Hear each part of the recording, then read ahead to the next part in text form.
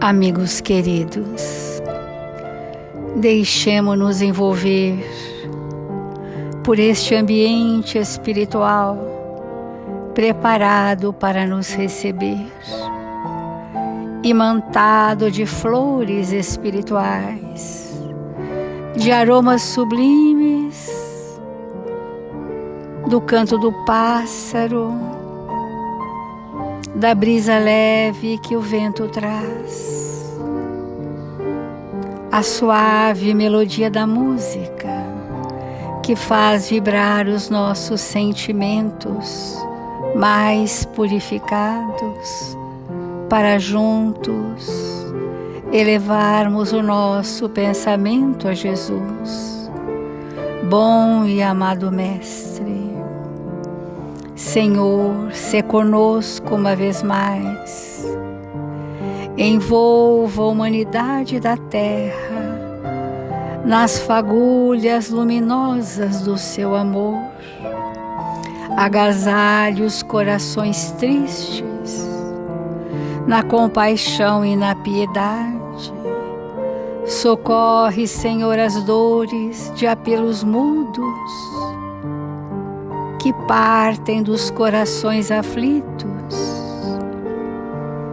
para que o seu amor aplaque e amenize as dores da humanidade da terra, como tem sido, Senhor, ininterruptamente. Verte sobre nós as bênçãos de que somos necessitados, para que, fortalecidos todos os dias, possamos dizer: eis-me aqui, Senhor. Faça-nos instrumentos dignos e úteis, onde quer que estejamos, para que em seu nome, à luz do seu Evangelho, aprendamos a servir.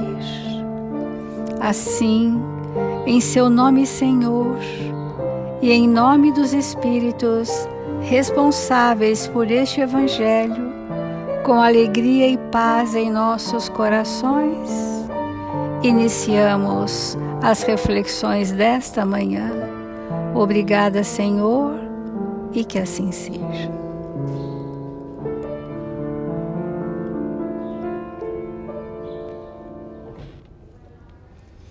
Do Evangelho segundo o Espiritismo, capítulo 11, amar o próximo como a si mesmo.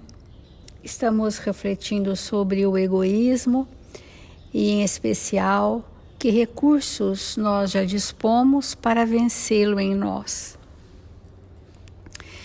É a esse antagonismo da caridade e do egoísmo, a invasão dessa lepra do coração humano, que o cristianismo deve não ter cumprido ainda toda a sua missão. E é a vós, apóstolos novos da fé, e que os espíritos superiores esclarecem, a quem incumbe a tarefa e o dever de extirpar esse mal, para dar ao cristianismo toda a sua força e limpar o caminho das sarças que lhe entravam a marcha. Extirpai o egoísmo da terra.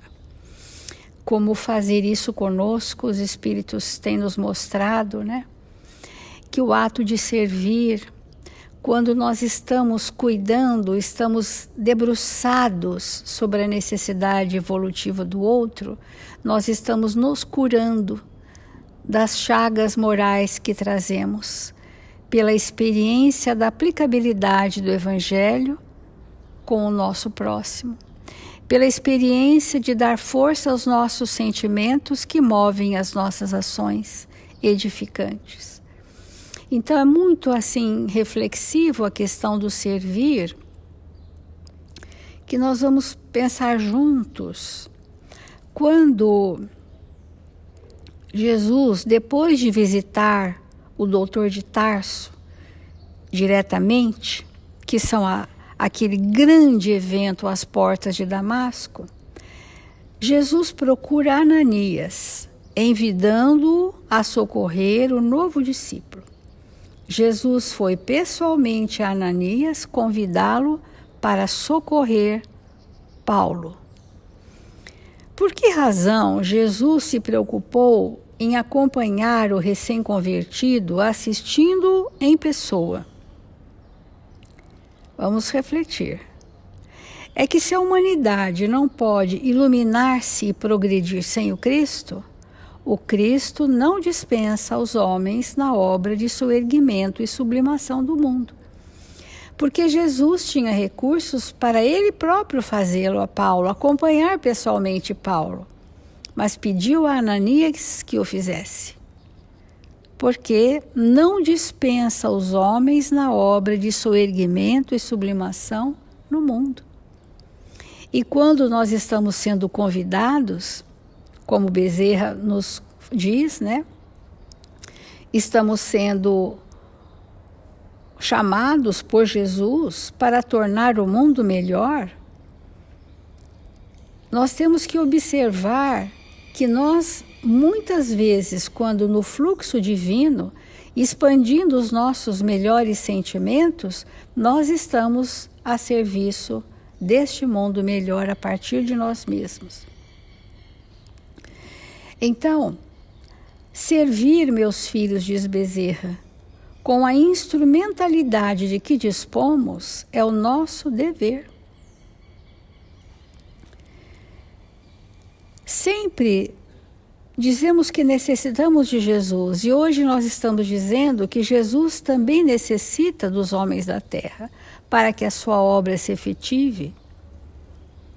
Então, no belo ensinamento de Jesus, por exemplo, na casa de Lázaro, enquanto Maria o ouve e Marta se afadiga, temos uma lição extraordinária.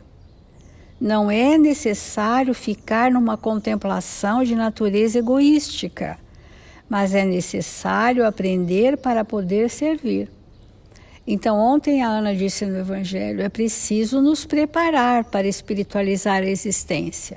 É preciso um preparo para vivermos o amor através do ato de servir. E nesse exemplo, a atitude de Marta é uma atitude ansiosa. Era a preocupação com o exterior. Não que se deva descuidar do exterior, mas era uma excessiva preocupação que gerava uma ansiedade. A atitude de Maria era iluminativa. E que parte dos tesouros sublimes da coragem e do amor pela sabedoria para poder melhor servir. Então Maria, ela disse que era necessário, ela sentiu, era necessário aprender para poder servir. Por isso que diante da presença do Cristo, ela se estarreceu. Ela paralisou para absorver daquele manancial. Por quê? Porque aquilo não era só para ela. É para que ela distribuísse a todos aqueles que lhe cruzassem o caminho o que ela recebeu da misericórdia de Deus através de Jesus. Então, a atitude de Marta é uma atitude ansiosa, que a gente se perde nos afazeres e sem o sentimento, estando naquela ação, ela passa a não ter ainda a conotação de servir, mas a conotação de fazer e não de servir. Isso é uma sutileza que nós temos que discernir no nosso dia a dia, se nós estamos fazendo coisas ou se nós estamos doando de nós através das coisas que fazemos. Porque nós podemos ter ações inócuas, vazias, úteis para o mundo da matéria, mas que não nos atinge nem atinge o outro. E aquela mesma ação seja uma questão da rotina de uma família, que pode ser uma refeição elaborada com vibrações que vão impregnar naquele alimento os nutrientes vigorosos do bem-estar da família. Há um vigor naquela alimentação, porque ali aquele ser está servindo. E outra casa, da mesma forma, pode estar outro ser também preparando uma refeição, mas com vibrações que adulteram os componentes saudáveis daquele alimento e chega para nós totalmente deteriorado nas vibrações, né? Então, o serviço é o nosso campo de iluminação para vencermos o egoísmo. Nós outros, os companheiros da vida espiritual, diz Bezerra, acompanhamos as lágrimas que são vertidas pelos sentimentos de todos aqueles que nos suplicam ajuda. Porque a dor campeia, né? Então, esses espíritos interferem junto a Jesus para que ele leve ao Pai as nossas necessidades. Bendigamos, porém, a dor sem qualquer laivo masoquista. Agradeçamos a dor que nos desperta para a verdade, porque sem esse despertar para a verdade, nós estamos enclausurados em nós mesmos, que se chama egoísmo, é uma clausura íntima. Essa verdade que desperta, como o aguilhão da dor, e que nos dilui as ilusões, que nos faz naufragar as aventuras de consequências graves antes que aconteçam. Porque como sair do encrudecimento do egoísmo se o prazer das ilusões é a nossa o nosso maior entretenimento? O espírito está voltado para isso. Como será? A gente pensa, né? Às vezes em familiares nossos, amigos, como que esse espírito vai despertar? Ele já tem às vezes o conhecimento, mas a verdade não lhe tocou. Esse conhecimento tocou o intelecto, mas a luz da verdade não permeou aquele espírito a ponto dele mobilizar a vontade de mudar e romper. Aí vem o benefício da dor, né? Que só a dor, agradeçamos a dor que nos desperta para a verdade, que dilui as nossas ilusões, para que o espírito venha chegando na dimensão de quem ele é, a que veio, né? Ele precisa sentir isso. Então, estamos, portanto, convocados para a construção da sociedade nova, na qual o bem pairará soberano, como já ocorre acima de todas e quaisquer vicissitudes. O mal, ele salta aos nossos olhos, à nossa sensibilidade espiritual. Mas os espíritos superiores percebem que na Terra ainda, né, o bem está muito solidificado. Não é a totalidade, mas o bem já está muito bem estabelecido. Por isso que o convite de Jesus aos trabalhadores da última hora, né? Então, olha que sério o compromisso que nós precisamos estar imbuídos a partir de nós mesmos, né? Não recalcitreis contra o aguilhão, nem vos permitais a deserção lamentável ou a parada perturbadora na escalada difícil da sublimação. Jesus nos espera. Avancemos. Suplicando a Ele, o amigo incomparável de todos nós, envolvemos os afetuosos corações em dúlcidas vibrações de paz, na condição de servidor humílimo e paternal de sempre. Essa mensagem de Bezerra é um chamamento, assim eu senti, para que a gente possa optar pela vertente reencarnatória de expansão das potências divinas, ou optar em ficarmos ensimesmados nas nossas dores, fugindo pelos caminhos das ilusões do mundo. São escolhas.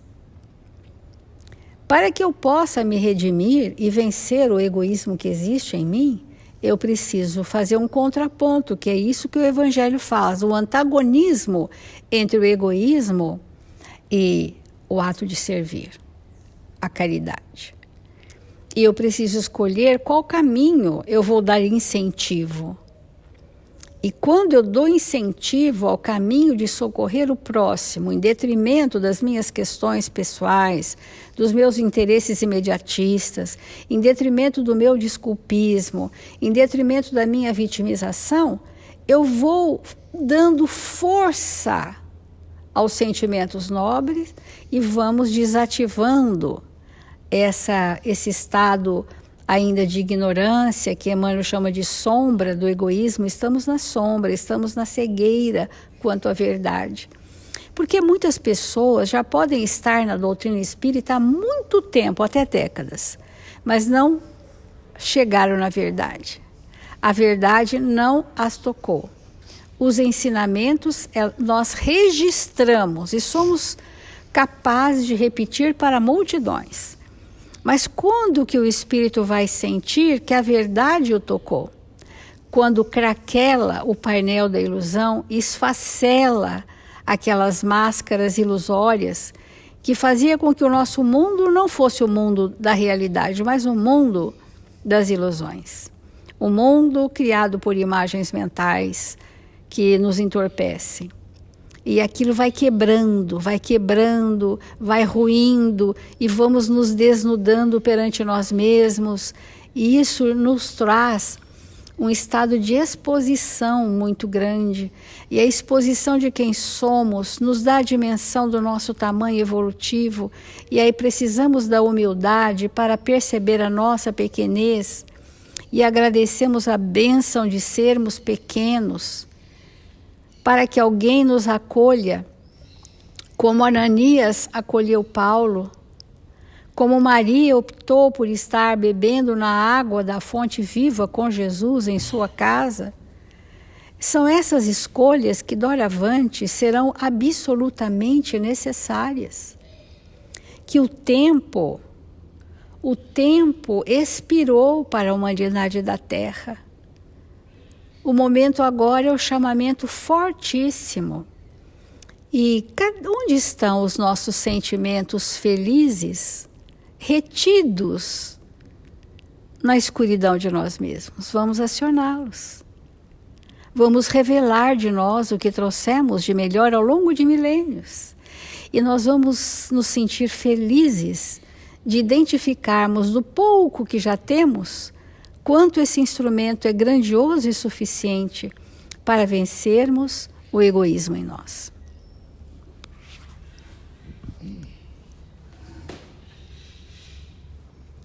Irmãos, que bênção nós refletirmos na possibilidade que nós temos de servir. É muito perigoso para nós na Terra, mas muito, muito, muito perigoso nós recebermos tudo de material em quantidade muito superior àquilo que não necessitamos. Por quê? Porque isso causa uma ilusão gravíssima no nosso ser espiritual, que nós somos melhores, mais merecedores, que nós merecemos o que nós temos e que aqueles que não têm são menos que nós.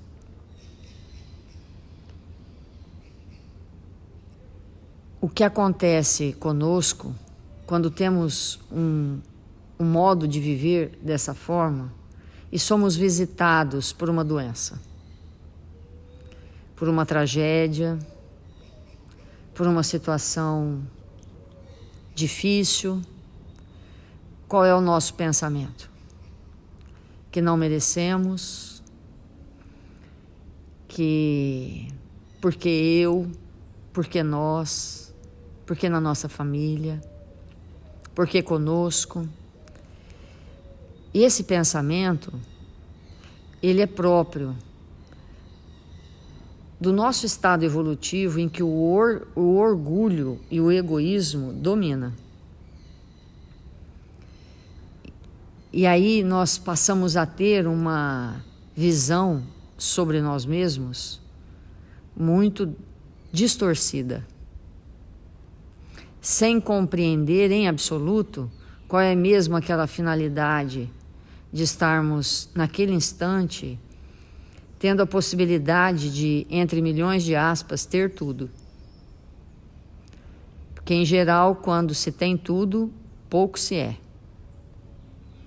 Então, é nessa condição, muitas vezes, que nós temos o grande desafio de aprender a servir, já que não sabemos servir com o que somos, porque ainda não somos, quem sabe servir com o que temos. E aí é um momento importante da nossa vida. Aprender a servir nesse momento com o que temos. Se ainda não nos sentimos sendo. E então nós vamos ler um texto de Bezerra de Menezes, de Emmanuel, chamado Se Aspiras a Servir. E então ele comenta, é um texto de Palavras de Vida Eterna, ele comenta um versículo que diz assim: aprendi a contentar-me com o que tenho. Essa frase é de uma grandeza inimaginável para os nossos espíritos.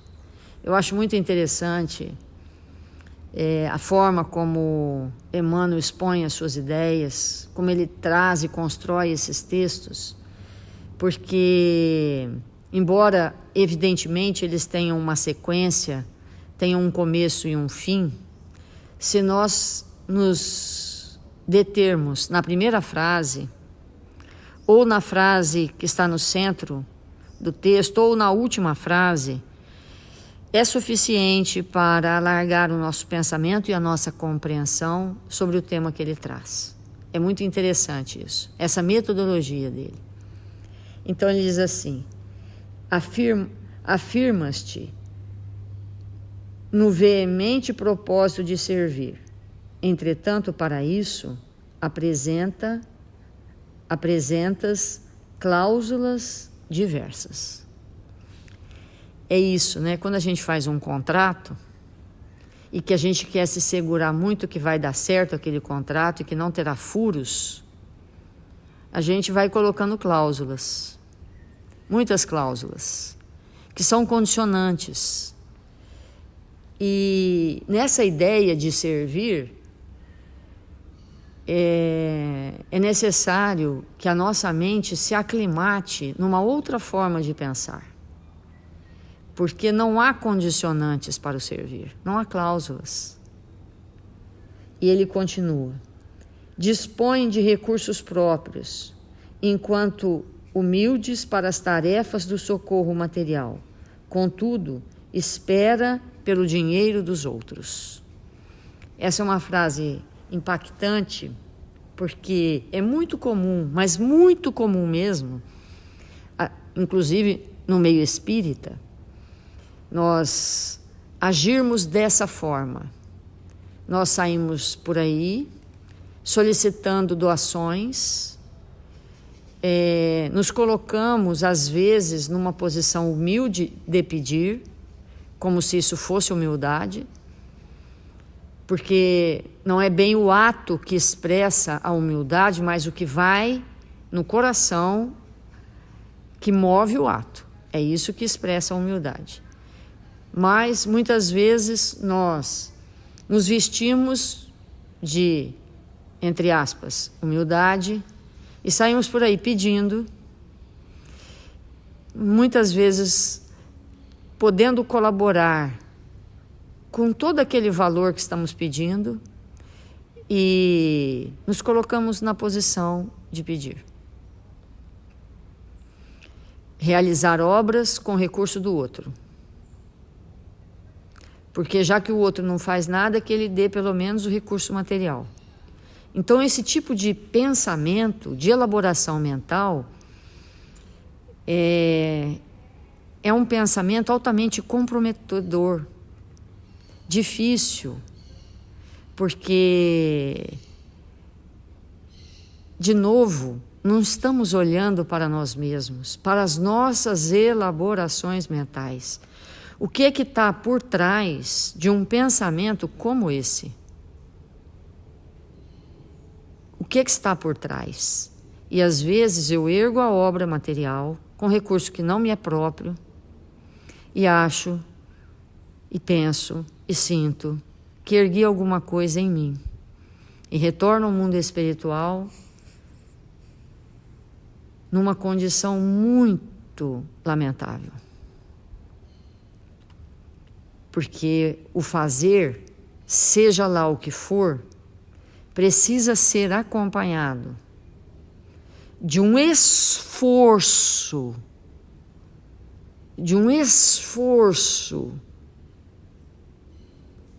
de transformação. Vamos repetir: o fazer precisa ser acompanhado de um esforço de transformação de nós mesmos. Então, por isso que não há regras, por isso que não tem como ditarmos comportamentos, não tem como. Por isso que a ideia não é pedir e nem deixar de pedir. A questão não é o ato em si. A questão é o que me move a este ato. O que me move? De verdade. E ele continua: tens contigo vastas possibilidades para alfabetizar os necessitados de instrução, mas espera um título oficial que talvez nunca chegue. Então, quantas pessoas, como nós mesmos, né? Quantas pessoas ficam aguardando titulações, ficam aguardando instruções, ficam aguardando um conhecimento se estruturar na sua intimidade para começar a fazer o bem, para começar a servir. Porque uma coisa é absolutamente certa: o aprendizado, o verdadeiro aprendizado transformador, ele se processa na caminhada. É indo em direção para que nós vamos nos fazendo, nos construindo. Então, como nós falamos anteriormente, nós temos que nos preparar. E muitas vezes o preparo é no caminho e não esperar chegar em algum lugar para dar início à construção do ato de servir em nós. Isso é muito importante de entendermos. Mostras pés e braços livres que te garantem o auxílio aos irmãos em prova. Entretanto, espera acompanhantes que provavelmente jamais decidam ao concurso fraterno. Essa é uma questão extremamente importante. Quantas vezes nós ficamos esperando alguém para nos acompanhar para que possamos realizar alguma coisa? E muitas vezes, naquela circunstância, a tarefa é especificamente para nós e que nós devemos realizar naquela circunstância sozinhos, aparentemente, porque sabemos que sozinhos nunca estamos, mas é necessário muitas vezes que nós iniciemos primeiro, demos os primeiros passos, mesmo que nos sintamos solitários, mas que aquele movimento, então, promoverá ao redor de nós um ambiente favorável para que outros cheguem. Olhando a natureza, a gente aprende. Quando uma clareira se abre, existem aqueles organismos que são os primeiros a surgir. E eles são solitários ali, mas eles causam uma transformação no ambiente que vai favorecer a ocupação de outras espécies. Sem a coragem dos primeiros, os mais vigorosos e aqueles que vão permanecer, talvez não se instalassem. Então, esse movimento de alma que nós precisamos ter é fundamental. Não fiquemos aguardando que se forme uma fieira para iniciarmos o trabalho. Temos a coragem de ser pioneiros. Lembrando que os pioneiros tombam primeiro, no bom sentido, desaparecem primeiro. Mas cada um de nós tem uma função. E isso é muito relevante para todos nós. E ele continua: relacionas talento múltiplos a fim de cumprires a abençoada missão de amor puro entre os homens. Todavia, espera em família o companheiro ideal. Então, quanto equívoco, né? Nós pensarmos dessa forma, porque vamos retardando de maneira quase definitiva o ato de servir. Então vamos fazer a nossa prece, amanhã a gente continua essa lição.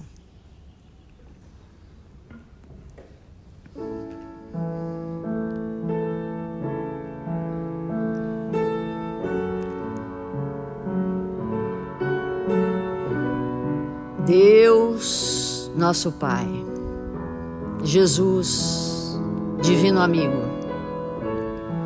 que nesta hora abençoada do dia, que nos encontramos em Seu nome, queremos Te agradecer pela oportunidade de aqui nos encontrarmos orando, para que o nosso dia seja iniciado com luminosidade, com a presença solene dos Espíritos que nos amam, que possamos nos sentir fortalecidos, socorridos em nossa intimidade,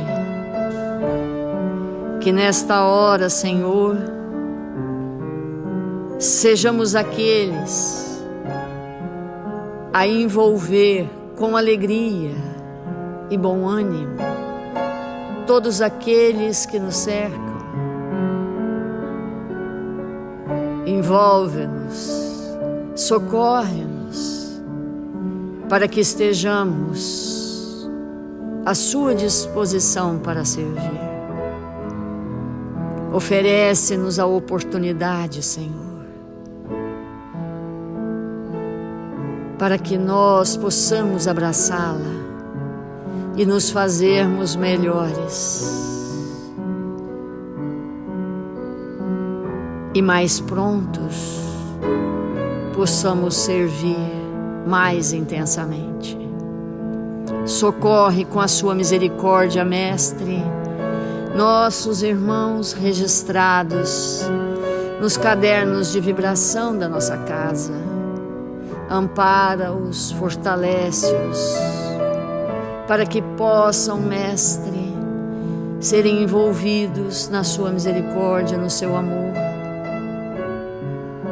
Que as suas dores sejam amenizadas, que as suas consciências despertadas para as realidades espirituais, e que o Senhor nos abençoe e nos fortaleça, hoje e sempre. Que assim seja.